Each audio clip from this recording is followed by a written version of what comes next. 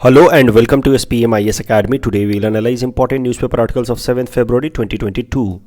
Please note you can download the PDF version of today's newspaper analysis by clicking the link given in the comment section. You can also join our WhatsApp group through the link given in the description section for more study materials. This is the list of the topics that we will be covering from today's newspaper. The first article is taken from editorial segment. It is about freedom of religion and attire. And this topic is important from our syllabus paper 3 Indian polity point of view. इस article को समझने के लिए सबसे पहले हम लोग एक बार रिवाइज कर लेते हैं about right to religious freedom guaranteed by our constitution under part 3 fundamental rights.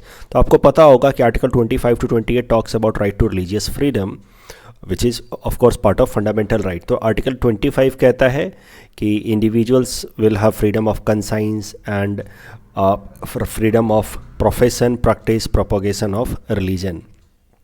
Article 26 religious groups को अपने रिलीजियस इंस्टीट्यूशंस को मैनेज करने का और उनके पूरे अफेयर्स को अपने हिसाब से रेगुलेट करने की पूरी आज़ादी देता है. आर्टिकल 27 कहता है कि किसी भी तरीके का स्पेशल टैक्स नहीं लगाया जा सकता है for the purpose of promotion और maintenance of any particular religion. जैसे मुगल्स के टाइम में जजिया टैक्स हुआ करता था, इस तरीके का कोई टैक्स नहीं लगाया जा सकता कि एक टैक्स किसी एक पर्टिकुलर रिलीजन को प्रमोट करने के लिए, वैसा नहीं हो सकता. हाँ, टैक्स का पैसा सारे रिलीजन को एक तरीके से उनको प्रमोट करने के लिए विदाउट एनी डिस्क्रिमिनेशन इस्तेमाल किया जा सकता है, लेकिन किसी एक पर्टिकुलर तरह का टैक्स नहीं लगाया जाएगा for promotion of a particular religion. ये आर्टिकल 28 फिर कहता है, it talks about limitations on religious instruction in education institutions. तो पूरी तरह से गवर्नमेंट फंडेड एजुकेशन इंस्टीट्यूशन होगा तो वहाँ पर रिलीजियस इंस्ट्रक्शन नहीं होंगे. अगर पार्शियली फंडेड है तो एजुकेशन रिलीजियस इंस्ट्रक्शंस दिए जा सकते हैं, लेकिन उस केस में it will not be the binding thing और mandatory for the students to attend that. तो ये सब बातें तो आप जानते ही हैं. The current article is related with article 25 and 26 mainly. एक इंडिविजुअल का अधिकार, क्योंकि 27 और 28 तो देखिए स्टेट और इंस्टीट्यूशंस की बात है, राइट. स्टेट टैक्स नहीं लगाएगा और इंस्टीट्यूशन जो है वो रिलीजियस इंस्ट्रक्शन नहीं देंगे, एजुकेशन इंस्टीट्यूशंस. 25 जो है बात कर रहा है इंडिविजुअल के रिलीजियस राइट के बारे में, और 26 बात कर रहा है रिलीजियस ग्रुप्स को अपने रिलीजियस इंस्टीट्यूशंस को मैनेज करने के अधिकार के बारे में. और इन दोनों से रिलेटेड है ये पर्टिकुलर आर्टिकल. सुप्रीम कोर्ट के अंदर 1954 में सवाल उठा दिया गया था. देयर वाज अ केस जिसका नाम है सिरके मुत केस. वेरी इंपॉर्टेंट केस, हाल फिलहाल में काफ़ी न्यूज़ में आ रहा है, तो मुझे लगता है कि आने वाले मेंस के लिए ये इंपॉर्टेंट हो जाता है और पीटी में भी आपसे पूछा जा सकता है. तो सुप्रीम कोर्ट में 1954 में इन दोनों आर्टिकल को लेकर के क्वेश्चन पूछा गया कि क्या ये दोनों जो अधिकार हैं आर्टिकल 25 में जो इंडिविजुअल्स को मिल रहे हैं of profession practice and propagation of their religion, और आर्टिकल 26 में जो रिलीजियस ग्रुप्स को मिल रहे हैं to manage their religious institutions and affair, क्या ये अधिकार एब्सोल्यूट हैं? क्या इस रिलीजन या इस अधिकार के नाम पे वो जो चाहे वो कर सकते हैं? कितना हद तक वो कौन कौन से अधिकार इसके अंदर आएंगे, ये सवाल उठ गया. क्योंकि आप रिलीजन के नाम पे कुछ भी तो नहीं कर सकते ना. आप रिलीजन के नाम पे रात दिनों भर आप ऐसे तो नहीं कर सकते कि म्यूजिक बजा दें या सड़क पे आप उसको सड़क जाम कर दें, ऐसा नहीं कर सकते ना. So this was the question कि क्या कर सकते हैं क्या नहीं कर सकते हैं. क्योंकि ये आर्टिकल तो कह रहा है कि आपके पास फ्रीडम ऑफ प्रोफेशन है, प्रैक्टिस है, तो रिलीजियस प्रैक्टिस के नाम पे आप सड़क पे खड़े हो जाएं, बहुत सा एक तरह के लोग जुलूस निकाल दें, ऐसा भी करते हैं. तो सिरके मुत केस में सुप्रीम कोर्ट ने 1954 में कहा कि आर्टिकल 25 और 26 कॉन्स्टिट्यूशनल प्रोटेक्शन देता है, फंडामेंटल राइट है ये, but only that rituals observance या ceremonies that are integral part of religion. जो रिलीजन का बिल्कुल सेंट्रल हिस्सा है, बस वही सब प्रोटेक्ट होंगे अंडर आर्टिकल 25 या 26. यानी कि वही सारे रिलीजन प्रैक्टिसेस प्रोफेशन को आपको करने का अधिकार है या उनको मैनेज करने का अधिकार है बिना लिमिटेशन के, विच इज सेंट्रल या integral part of the religion. अब इसका इम्प्लीकेशन देखिए. सिरके मुत केस में जो सुप्रीम कोर्ट ने कहा कि जो इंटीग्रल पार्ट होगा रिलीजन का वही आप प्रोटेक्टेड होगा अंडर आर्टिकल 25-26. इसका इम्प्लीकेशन देखिए. एक 2004 में केस हुआ रिगार्डिंग आनंद मार्ग सेक्ट. तो Anand Marg sect is you may call an offshoot of Hinduism itself. तो हिंदुइज्म के अंदर का ही एक सेक्ट है जो 1955 में स्टार्ट हुआ था. तो आनंद मार्ग सेक्ट के जो लोग हैं ये इस तरह से तांडव वगैरह करते हैं. They believe very different way of life, they practice very different way of life, liberal approach को फॉलो करते हैं. तो इसी तरीके का एक तांडव प्रोसेसन कराया गया था 2004 में. सड़क पे लोग तांडव कर रहे थे, तो मामला सुप्रीम कोर्ट में गया कि क्या आर्टिकल 25 को प्रैक्टिस करते हुए या आर्टिकल 26 को प्रैक्टिस करते हुए क्या ये लोग सड़कों पे भी तांडव कर सकते हैं? सुप्रीम कोर्ट ने कहा नहीं, क्योंकि सिर के मुद्दे केस में सुप्रीम कोर्ट ने ऑलरेडी कह रखा है कि आर्टिकल 25 और 26 में वही सारे राइट्स प्रोटेक्टेड होंगे जो एसेंशियल पार्ट होंगे of the religion.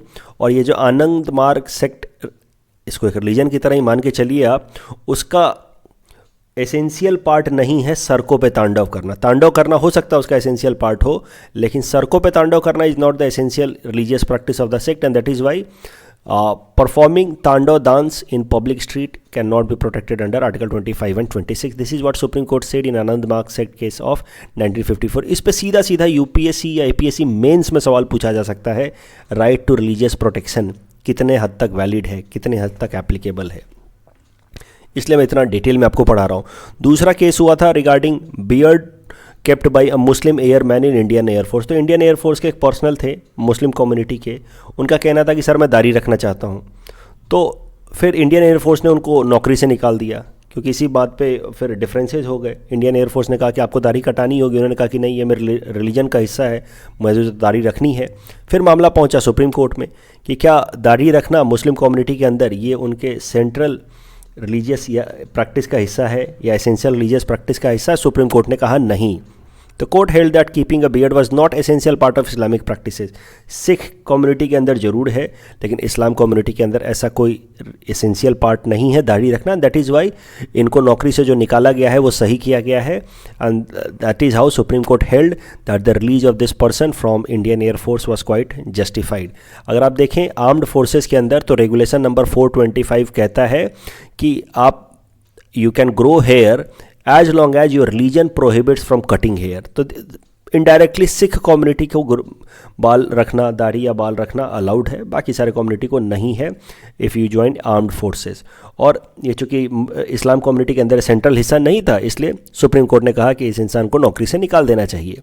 This man can not gate protection under article 25 और 26। अब करंट न्यूज़ देखते हैं। करंट न्यूज़ ये निकल के आ रहा है कि कर्नाटका के अंदर उडुपी डिस्ट्रिक्ट में पिछले महीने लगभग 6 ऐसे गर्ल्स थे जो हिजाब पहन करके कॉलेज जाना चाह रहे थे। उनको कॉलेज अथॉरिटी ने रोक दिया कि नहीं, आप हिजाब पहन करके नहीं आ सकते। उसके बाद से ये मामला पूरी तरह से तूल पकड़ लिया पूरे कर्नाटका में कि क्या वो हिजाब पहन के जा सकते या नहीं जा सकते, क्या हिजाब पहनना इस्लाम कम्युनिटी का सेंट्रल या एसेंशियल कंपोनेंट है या नहीं है। This has been a question. Of course this will be decided by the Supreme Court now, या फिर High Court, Karnataka High Court. तो देखते हैं इस पर क्या फैसला आता है। लेकिन ये हिजाब पहनने वाले मामले पे ये वापस से क्वेश्चन रेज होकर के आया, या आखिर कौन कौन से अधिकार हैं हमारे जो रिलीजियस राइट्स जो आर्टिकल 25-26 में प्रोटेक्ट होते हैं, कौन कौन से नहीं प्रोटेक्ट होते हैं। सो मुद्दा यही है कि जो हमारे धर्म का एसेंशियल कंपोनेंट होगा, सेंट्रल कंपोनेंट होगा, वो प्रोटेक्टेड होगा, अदरवाइज नहीं होगा। और एसेंशियल कंपोनेंट कौन होगा, अगर उसको लेकर के डिस्प्यूट है तो वो कोर्ट डिसाइड करेगी। जैसे इस पर्टिकुलर केस में हिजाब से एसेंशियल कंपोनेंट है कि नहीं है, इसको लेकर के अगर डिस्प्यूट है तो नाउ कोर्ट विल डिसाइड। अब क्रिटिसिज्म भी है सिर के मुद्द केस का, ये सिर्फ PSIR ऑप्शनल स्टूडेंट्स के लिए मैं दे रहा हूँ, कि जो लीगल एक्सपर्ट्स हैं वो कि ये कह रहे हैं कि कोर्ट ने अपने आप को पावर दे दिया है टू डिसाइड कि what is the essential part of religion और नॉट। तो इस तरीके से court has entered into theological space. भाई किसी भी रिलीजन का कौन सा एक्टिविटी सेंट्रल पार्ट है या नहीं है, वो उस रिलीजन के थियोलॉजिकल एक्सपर्ट्स को डिसाइड करना चाहिए। But court has given itself this luxury to decide कि what is the essential part of religion और not. So this is somehow arbitrary approach. तो ये क्रिटिसिज्म लिखा जा सकता है, लेकिन इस तरह का क्रिटिसिज्म बस PSIR ऑप्शनल में जो 1B वाला आपका सेक्शन है, सेक्युलरिज्म वगैरह, वहाँ पे आप लिख सकते हैं। The next article is taken from national segment. It is about Bru refugee settlement issue. This topic is important from our syllabus paper 3 governance point of view. तो कौन है ब्रू रिफ्यूजीज या रियांग, इन्हीं को कहते हैं। ध्यान से देखिए, ब्रू या रियांग रिफ्यूजीज। तो ये देखिए, ये है मिजोरम स्टेट। मिजोरम स्टेट के अंदर ज़्यादातर जो ट्राइब रहता है, मेजॉरिटी ट्राइब है, वो है मीजो ट्राइब, राइट। और मीजो ट्राइब कुछ इस साइड में रहता है, म्यांमार वाले बॉर्डर साइड में रहता है। ये जो ऊपर वाला जो बॉर्डर रीजन है, यहाँ वाला रीजन जो त्रिपुरा के साथ बॉर्डर शेयर कर रहा है, यहाँ पे जो ट्राइब रहता है वो है रियांग या ब्रू ट्राइब के लोग। अब कैसा है कि ये जो ब्रू ट्राइब के लोग हैं, जिनको रियांग भी कहते हैं, कुकी कल्चर और ये मीजोस कल्चर में काफ़ी डिफरेंसेज है, इसलिए इनके बीच में एथनिक कन्फ्लिक्ट्स भी होते रहते हैं। तो काफ़ी टाइम से इनके बीच में थोड़े बहुत डिफरेंसेज रहते हैं। मीजो लोग क्या कहते हैं कि ये रियांग या जो ब्रू है ये मिजोरम स्टेट का हिस्सा नहीं है, ये लोग बाहर से आए हैं, इस कारण से इनका नाम वहाँ के वोटर लिस्ट में नहीं होना चाहिए। तो ये इस कारण से लेकर के बहुत डिस्प्यूट रहता है। मीजोस मेजॉरिटी में है, रियांग या ब्रू माइनॉरिटी में है, और मीजोस कहते हैं कि इनका नाम वोटर लिस्ट से हटाओ। तो थोड़े बहुत तो कन्फ्लिक्ट होते रहते थे, लेकिन एक बहुत मेजर कन्फ्लिक्ट हुआ 1997 में। कई सारे ब्रू कम्युनिटी के ट्राइबल्स मारे भी गए। It was a violent conflict.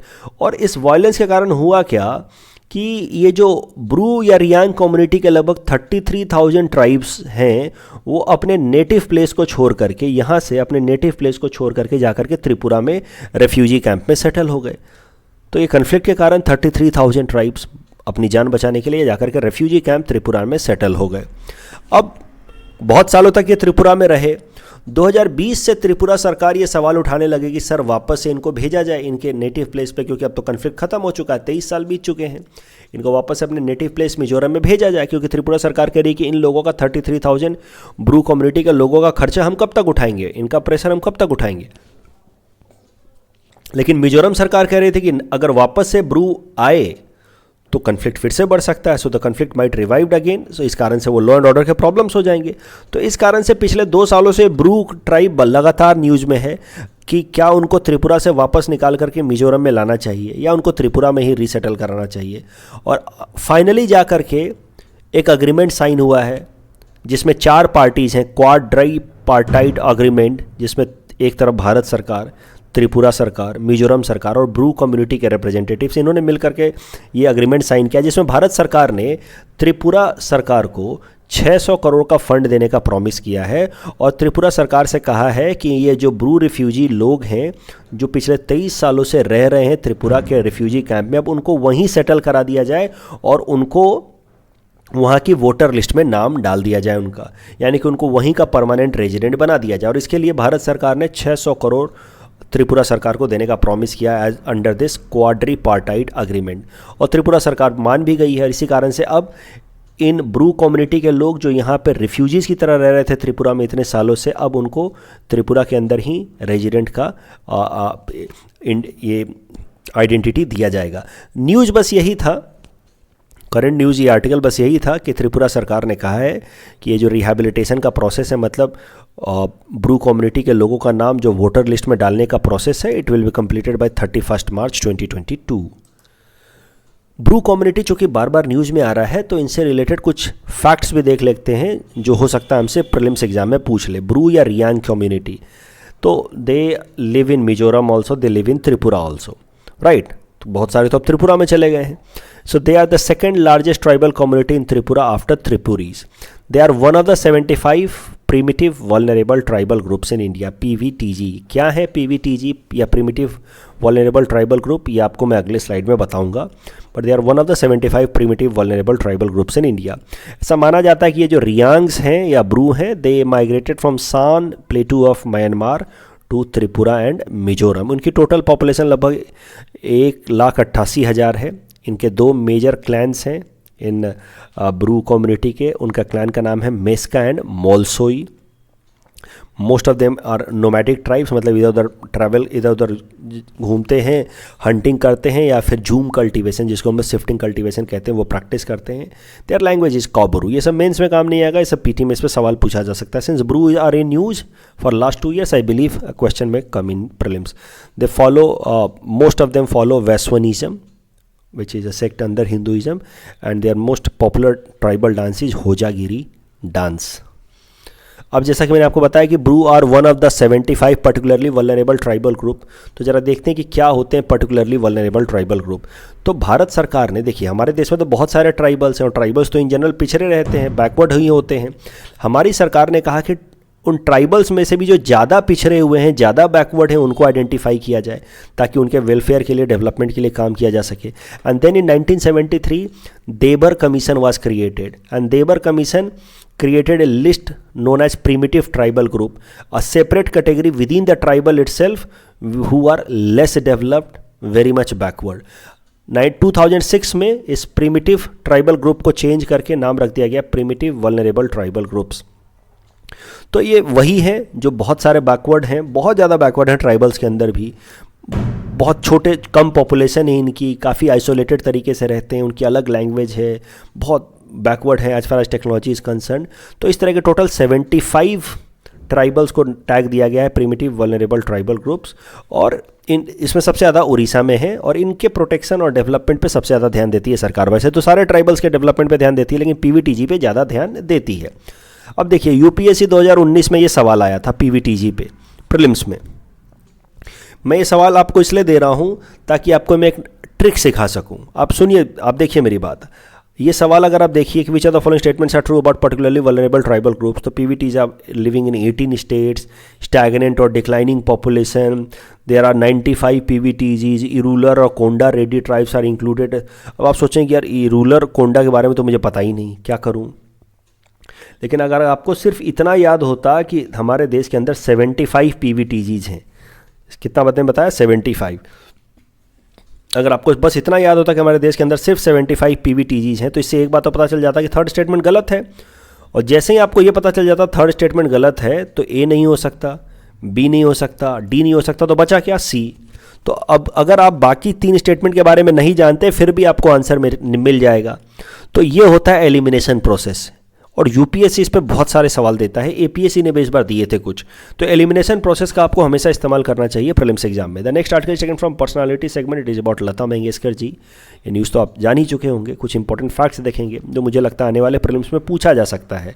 तो लता मंगेशकर जी को नाइटिंगेल ऑफ इंडिया भी कहा जाता है। Recently she passed away at the age of 92। Important information Lata Mangeshkar ji के बारे में जो एग्जाम में पूछे जा सकते हैं, 1987 में उनको दादा साहब फाल्के अवार्ड मिला, 2001 में उनको भारत रत्न अवार्ड मिला। Of course that is India's highest civilian award, and she is the only second female singer after MS Subbulakshmi to get Bharat Ratna award. तो ध्यान रखना, मुझे लगता है ये स्टेटमेंट बना के आ जाएगा पीटी में कि she is the only female singer from India who has got Bharat Ratna award, और वो स्टेटमेंट गलत होगा क्योंकि MS सुब्बुलक्ष्मी जी को ये अवार्ड पहले मिल चुका है। भारत सरकार के अलावा फ्रांस सरकार ने भी उनको हाईएस्ट सिविलियन अवार्ड दिया था 2007 में। उस सिविलियन अवार्ड का नाम है officer of the National Order of the Legion Honour. उसके अलावा लता मंगेशकर जी राज्यसभा की भी मेंबर रही हैं from 1995 to 2005। The next article from Assam segment, it is about Numaligarh refinery limited expansion project. This topic is important from our syllabus paper 6 Assam issues point of view. तो Numaligarh refinery is located at Morangi in Golaghat district, और Numaligarh refinery को लेकर के बहुत सारा emotional attachment है हमारे यहाँ असम के लोगों का। और रीजन बीइंग कि ये जो Numaligarh refinery, it is also known as accord refinery, I am so sorry, क्योंकि असम अकॉर्ड में भारत सरकार ने प्रॉमिस किया था कि वो एक इस तरह की रिफाइनरी खोलेंगे, और उसी का आउटकम है नुमालीगढ़ रिफाइनरी लिमिटेड। तो मुद्दा ये है कि असम अकॉर्ड से सीधा सीधा जुड़ा हुआ है Numaligarh refinery limited. Assam accord में सरकार ने प्रॉमिस किया और खोला, और असम अकॉर्ड तो एक इमोशनल मुद्दा है ही, इतने सारे स्टूडेंट्स ने अपनी जान गंवाई for the rights of the indigenous people, और यही कारण है कि इसका एक काफ़ी इमोशनल सिग्निफिकेंस है असमी सोसाइटी के अंदर। अभी नुमालीगढ़ रिफाइनरी लिमिटेड हाल फिलहाल में न्यूज़ में इसलिए क्योंकि इसके बहुत सारे यहाँ पे डेवलपमेंटल प्रोजेक्ट्स लाए जा रहे हैं, एक्सपेंशन प्रोजेक्ट्स लाए जा रहे हैं। फॉर एग्जाम्पल नुमालीगढ़ के अंदर bamboo based bio refinery project लगाया जा रहा है, जहाँ से एथेनॉल प्रोड्यूस किया जाएगा जो पेट्रोल और डीजल में मिक्स किया जा सकेगा। नुमालीगढ़ रिफाइनरी लिमिटेड के अंदर लगभग 22,500 करोड़ का प्रोजेक्ट लाया जा रहा है, जिससे इसकी कैपेसिटी को ट्रिपल की जाएगी from 3 million metric tons to 9 million metric tons. और इसी एक्सपेंशन प्रोजेक्ट में लगभग 1630 किलोमीटर लंबा एक पाइपलाइन बनाया जा रहा है फ्रॉम पारादीप टू नुमालीगढ़, ताकि यहाँ से जो क्रूड ऑयल वगैरह एक्सपोर्ट किया जा सके। सो ये जो पाइपलाइन प्रोजेक्ट है Paradip to Numaligarh, that is also part of this expansion project from 3 million metric ton to 9 million metric ton. अब करंट न्यूज़ ये है कि चूँकि एक्सपेंशन करना है नुमालीगढ़ रिफाइनरी लिमिटेड का, तो आसपास का एरिया एक्वायर करना होगा। तो इसी प्रोसेस में सरकार जो है वो आज एक near by Rajabari T state garden से 600 लगभग एकड़ एरिया अक्वायर कर रही थी। तो राजाबारी टी स्टेट गार्डन से जब एरिया अक्वायर कर रही है, तो वहाँ के जो टी गार्डन में वर्क करने वाले वर्कर्स हैं, garden workers, they naturally are having fear of job loss, कि उनकी नौकरी चली जाएगी। इस कारण से वो प्रोटेस्ट कर रहे थे कई दिनों से। उन्होंने हाल फिलहाल में रोड ब्लॉक भी कर दिया। अब आसाम सरकार ने प्रॉमिस किया है कि उनको एडिक्वेट कंपनसेशन पैकेज दिया जाएगा। जो वहाँ के परमानेंट वर्कर हैं उनको 5 लाख का कंपनसेशन दिया जाएगा। एक बार के लिए। 4 लाख उसमें से वहाँ की टीम मैनेजमेंट देगी, 1 लाख सरकार देगी, असम सरकार। और जो टेम्प्रोरी वर्कर है उनको 2.5 लाख का कंपनसेशन दिया जाएगा, 2 लाख टी गार्डन मैनेजमेंट देगी और 50,000 असम सरकार देगी। तो इस तरीके से फिर ये जो प्रोटेस्ट चल रहा था ये ख़त्म किया गया है। कल जो हमने आपको प्रैक्टिस क्वेश्चन दिया था उसका आंसर देख लेते हैं। तो शंकराचार्य जी अद्वैत वेदांता, माधवाचार्य जी द्वैत Vedanta, and Ramanujacharya Vishisht Advait Vedanta. So all the 3 statements are correct. So the correct answer will be option D.